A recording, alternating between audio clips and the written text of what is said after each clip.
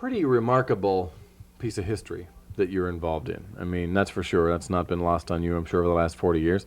And as we said before, I'm sure at the time that this took place, you were well aware of the Manhattan Project, what had taken place, the amount of money involved and everything, and the fact that you were really the end product of a very large effort meant that you were also very single-minded, as we said, about what was lying ahead, and that was find the city, make sure it's clear, release the bomb. That's pretty much what went through your mind at the time, right? That's correct. I just add one thing to that, too. I think that throughout all of our training and everything, why the words were repeatedly used, you know, we had a weapon here that would end the war and bring the war to a rapid and successful conclusion.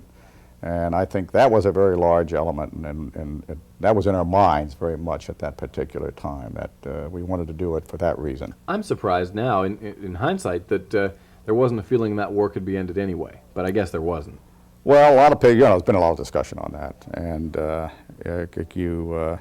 I guess a lot of people choose to think one way, and a lot of people choose to think the other. My personal feelings are that if you look at the facts that were available at that time to the leaders who made the decision to drop the bomb, and if you go back and examine the same information that they had today and everything, I don't see how you can arrive at any other conclusion. And to use the bomb in order to successfully successfully end the war and use it as a weapon of war to prosecute the war, not as an experiment or something of that type. Is it fair to say that among the 12 guys on the plane there was a certain amount of pride in being that crew? Certainly. Absolutely. That you'd been picked? Mm-hmm. And I mean, that's a difficult word to use now, in a sense, you know, because you don't like to think that way about what had taken place afterward. But nevertheless, at the time, that was part of this. Well, it was true at the time, and I think that there's a certain amount of pride in accomplishing any job well. And I had a lot of pride in quite a number of things I did during my days in the service. And I think that, yes, the crew that was picked was proud of the fact that they were the ones that were selected, in the same sense that the astronauts, I think, today are the ones that are proud that they are the ones that are selected to do these things. Was there fear on board? I think there was some fear. I think you have some fear in every mission. Sure. I believe I had less fear on this particular mission than I had on many of the missions that I flew over Europe, simply because the Germans I regarded as being a much more formidable opponent in terms of their capabilities to offer resistance. Yeah. And that's what I was thinking of, and I was thinking of that more than I was thinking, more than in terms of what the bomb might do to the airplane. Well, since you've been warned not to fly through the cloud, et cetera, that type of thing, was there some fear that the bomb itself could cause you harm? Only in case of an accident, only in case something went wrong. If things went according to plan, we had no concern. What level of shock was there on board then? Once the bomb was away, 43 seconds later, I guess it detonates, and virtually every man had to say, "Oh, my God." Well, I personally didn't think that the shock wave was that severe. Yeah. We felt it, certainly. Perhaps the sound effects were worse than what actually happened. I don't know why that was, but the sound was quite noticeable, and I think if you take a piece of light sheet metal and snap it, and it makes a snapping sound, that's pretty much what it sounded like. It sounded a lot worse than it was in terms of the bouncing around and the hitting and everything. Again, I have experienced much worse than that from close anti-aircraft fire bursts and that sort of thing. In fact, I think one of the people, it's claimed to be Tibbets, called out that it was flak, and I wondered where he thought the flak was coming from, because you didn't see any flak bursts or black bursts or anything of that type that would have indicated there was any shell burst. Could you look at the ground or look at the mushroom or whatever and get some idea of the destructive force that had been unleashed here? Oh, yes. Well, in the first place, you had to, you had to know that there had to be a tremendous force released in order to send that cloud up to our altitude in the short time that it did. It was up to 30,000 feet in a matter of 2 minutes. And, you know, if you look at the typical thunderstorm or something and the forces involved there, you know that there had to be a tremendous force release to send that cloud up that high in that shorter time. And then, of course, looking at the city, the entire city was covered with smoke, dust, dirt, everything that was kicked up down there. And you also knew that that had to be a tremendous force to stir up that type of thing over an entire city. You'd seen it before, I had seen it before, I should say, in maybe a city block area or something like that when other bombs were dropped, but not over an entire city. Was there any point then after the run or after it had been successful and you knew what all had taken place that you thought, man, I mean, war is essentially over at this point? Well, you know, I think that there was a quote someplace in one of the books that Tibbet said to some of the crew members that he thought the war was over. And I believe that was our understanding, that after you'd seen something like that, you did not see how the Japanese leaders could continue resisting the demands for unconditional surrender.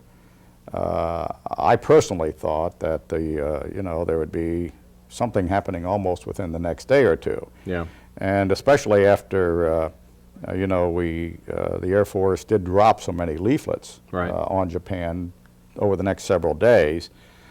But my understanding is that the leaders kept what had happened in Hiroshima pretty well covered up and was not available to the public all over Japan, and indicating that they did have a will to resist there.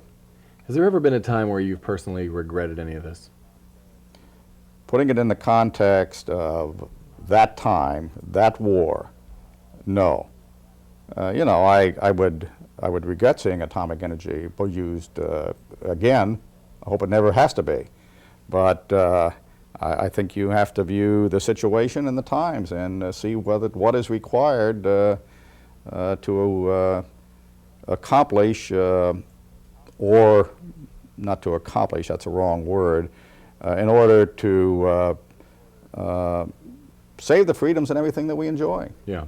Do you think if there was a better understanding, perhaps among the crew members or everybody, that that the lingering effects of the radioactivity and sort of the horrible, if you want to link it to genetic problems that might follow, things like that did develop, were known better, there might have been a little bit of a different feeling, or was the war at such a pitch that everybody would have said, by God, we'll drop that thing? I think the latter is true. I think the war was at such a pitch that unless you were very well informed, it might have been among the scientists or people of that type, but basically, camera shy, I have camera hound here, but basically among the military people at least, and I think among the leaders and everything, why the war was at such a pitch that they would have decided to use it anyhow.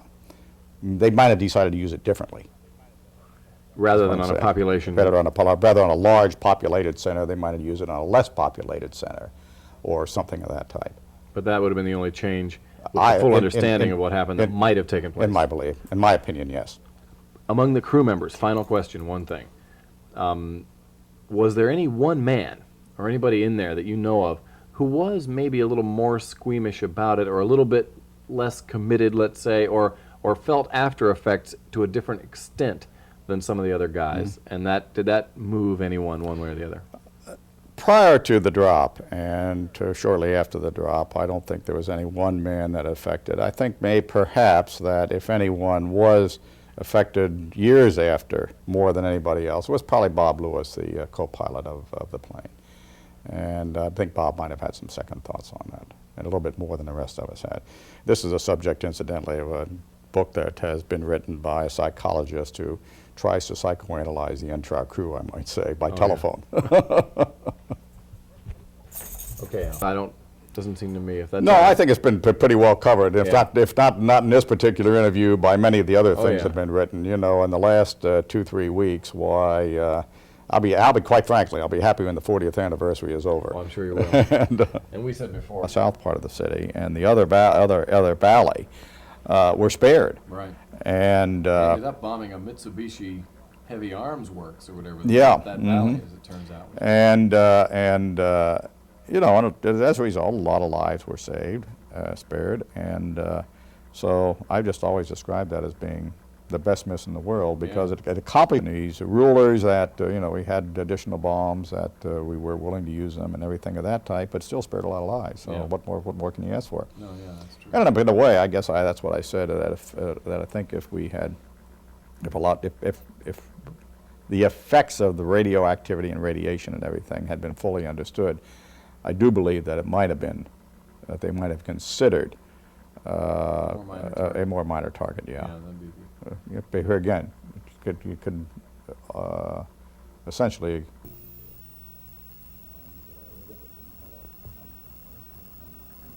One of the most interesting things I found about it, the current 97 flying group is flying B-52. Yeah.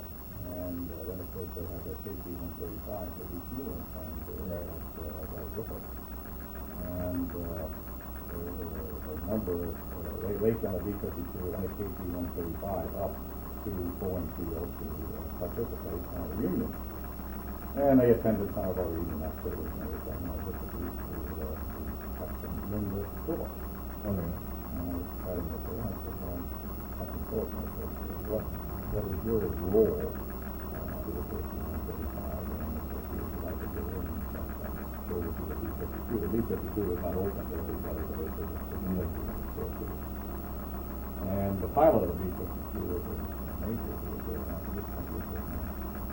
Anyhow, I asked her, I said, Captain Phillips, supposed to be pilot of this B-52. He started laughing. He said, you just opened Pandora's box. And I said, what did I do? And of course she gave a real quick answer, yes, she could fly. Sure. Right now, do they not let women? On the other hand, there was one couple there, a major and a captain, they were husband and wife. And she was, I think she was a flying after he was on a handful. Although you think it still would, to me. And Were they running already a much more explosive bomb? no, they dropped it. Those tests were with the same bomb as dropped in other houses. Yeah. And They never dropped that little bowl style. No, we had this year. We don't have that much room. One underwater. We're really contaminated with it. Well, it's that quick that they've taken out from there because they used that acid between the alcohol for a while.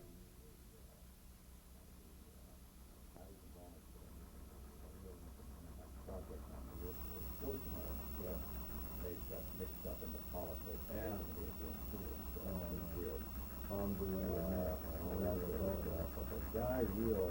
We would have had to drop down to low altitude and depressurize before he could go back in the bomb bay to do it. That's number one. And then if after he de-armed it, but I don't think anybody would have wanted to take any chances, so we wanted to get back up to high altitude again before we dropped the doggone thing. Sure. And we wouldn't have had enough gas to do it. Yeah. So it would have been an academic question. But in any event, you know, could visualize what the reaction would be if we took the first one of these things that had been generated by this enormous effort out and dropped it in the ocean with no regard. I'd have probably still been sitting in Leavenworth or, or something like That's what it would have felt like, I'm sure. You had to do it. Yes. Well, of course, for your particular run, it was pretty clear anyway. And you were Perfectly wide clear. open, yeah. Perfectly clear. Of course, it was at Kokura, too, if they'd have got there on time.